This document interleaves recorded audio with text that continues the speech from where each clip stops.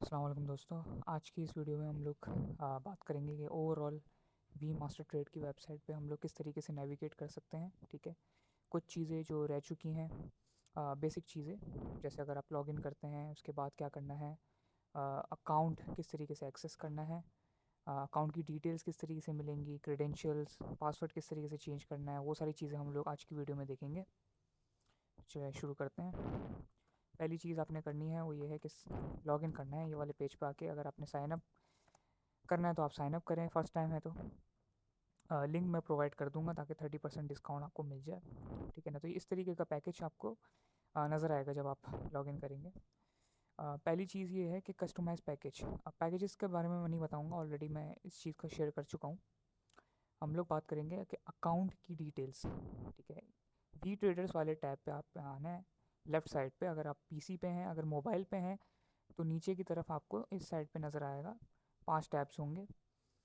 उसमें से आप जो भी अकाउंट है आपके पास, ऑब्वियसली यहाँ पे अकाउंट आईडी होगी, किस टाइप का अकाउंट आपने पैकेज परचेज़ किया है, फॉरेक्स है, क्रिप्टो है, स्टॉक्स है, इनिशियल बैलेंस किस दिन क्रिएट हुआ था, अगर ये आपने ई कॉन्ट्रैक्ट साइन किया है नहीं किया है, और स्टेटस क्या है। फुल ट्रेडिंग स्टेटस अभी होगा जब आप ई कॉन्ट्रैक्ट साइन करेंगे, वो आपको ईमेल के थ्रू मिलता है। इसकी डिटेल्स अगर चेक करनी है तो इस वाले लिंक पे क्लिक करके। अच्छा, अब हम लोग बात करेंगे क्रीडेंशियल्स। यहाँ पे आप अपनी लॉगिन आईडी, ठीक है ना, जो MT5 में आपने लॉगिन करना है, सर्वर का नाम और अपना पासवर्ड चेंज कर सकते हैं अगर आपको याद नहीं है। ठीक है, प्लेटफॉर्म MT5 यहाँ से एक्सेस हो सकता है। ठीक है, अगर आपको डाउनलोड करना है, ऑब्वियसली हम लोग को डाउनलोड नहीं करना है अभी, तो हम लोग उसको रिमूव कर देते हैं। यहाँ पे जनरल इन्फॉर्मेशन शो होगी, ठीक है, जो मैंने पहले ही बताई थी। और ये है आपका डैशबोर्ड जो कि इंटरेक्टिव है। इंटरेक्टिव इसलिए क्योंकि जो भी आप MT5 पे प्लेस करते हैं ट्रेड्स, ठीक है ना, तो यहाँ पे वो रिकॉर्ड हो रही होती हैं लाइव। डेली लॉस ऑब्वियसली यहाँ पे आज मैंने ट्रेड नहीं लिए तो $0 से जो कि पास हो रहा है। अगर आप 1250 से ऊपर जाएंगे तो ये पासिंग नहीं होगी और आपका अकाउंट टर्मिनेट हो सकता है, तो इस चीज़ का ख्याल रखिएगा। टोटल लॉस 2500 है इस अकाउंट के लिए, 10%। अभी करंट जो मेरे लॉसेस हैं एक्यूमुलेट हुए हैं वो है 5.13 इस अकाउंट पे। प्रॉफिट कंसिस्टेंसी आप चेक कर सकते हैं। जब तक मैं लॉस को रिकवर नहीं करता हूँ, प्रॉफिटेबल नहीं होता हूँ, तो प्रॉफिट कंसिस्टेंसी 0% ही रहती है। और एक और चीज़, अगर आपकी प्रॉफिट कंसिस्टेंसी पहले ट्रेड लेने के बाद 100% है तो कोई भी टेंशन लेने की ज़रूरत नहीं है। अगर आपने मेरी प्रॉफिट कंसिस्टेंसी किस तरीके से कैलकुलेट करनी है वो वाली वीडियो अगर देख ली तो आप इसको 20% जो है वो कम कर लेंगे। ठीक है ना, यहाँ पे भी नॉट पासिंग आ रही है। ये सारी कंडीशंस अगर आपकी पासिंग है तो आप जो है वो रिक्वेस्ट कर सकते हैं पे आउट के लिए। वहाँ पे बटन शो होगा, मैं बता देता हूँ आपको।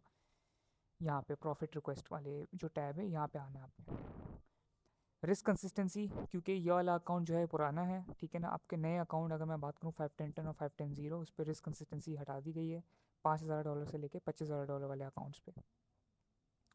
यहाँ पे आप अपने स्टैट्स देख सकते हैं जो भी अकाउंट के। प्रीवियस बैलेंस है, प्रीवियस इक्विटी दोनों सेम है अभी फ़िलहाल, नीचे हैं। $25000 जो अकाउंट बैलेंस था इनिशियल। एवरेज विन $1.81 है इस अकाउंट का, और एवरेज लॉस $4.09।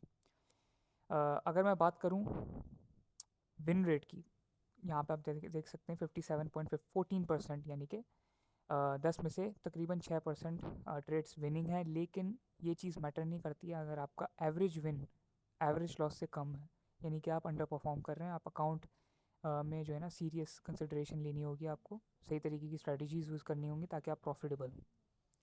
ओवरऑल प्रॉफिट आप देख सकते हैं यहाँ पे, PNL 5.13 और प्रॉफिट फैक्टर 0.59%। इसका मतलब क्या है? इसका मतलब ये है कि मैं जो है काफ़ी अंडर परफॉर्म कर रहा हूँ, बिल्कुल भी सही तरीके से इसको अकाउंट को लेके नहीं चल रहे हैं आप। अगर 1% से कम है, 1% का मतलब होता है ब्रेक इवन है, ना आप प्रॉफिट में ना आप लॉस में। अगर ये 1% से 1.5% के बीच में है तो यानी कि आप जो है वो ओके डिसेंट आपने जो है वो प्रोग्रेस शो किया। और अगर 2% से ऊपर है तो आप अच्छा प्रोग्रेस शो कर रहे हैं।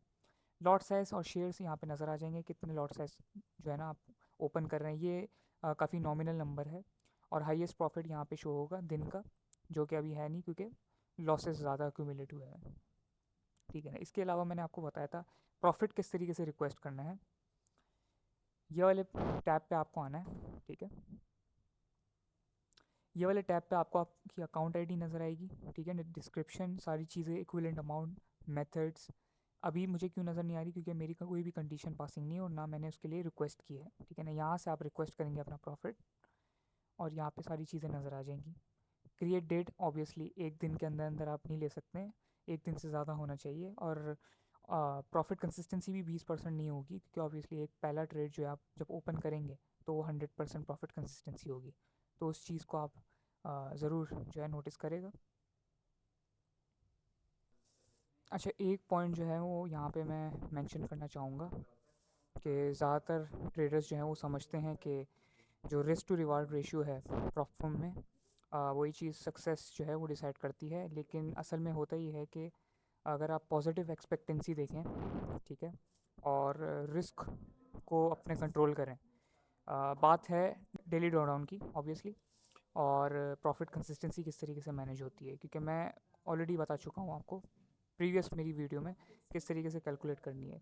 Risk to reward ratio obviously profitability की तरफ जो है वो फोकस है, लेकिन अगर आप जो है वो एक सर्टेन अमाउंट से ज़्यादा प्रॉफिटेबल हो रहे हैं और आपकी प्रॉफिट कंसिस्टेंसी 20% से कम नहीं हो रही है, तो obviously there is something wrong with you. तो इस चीज़ पे आपने ज़्यादा एम्फेसिस करना है, ठीक है।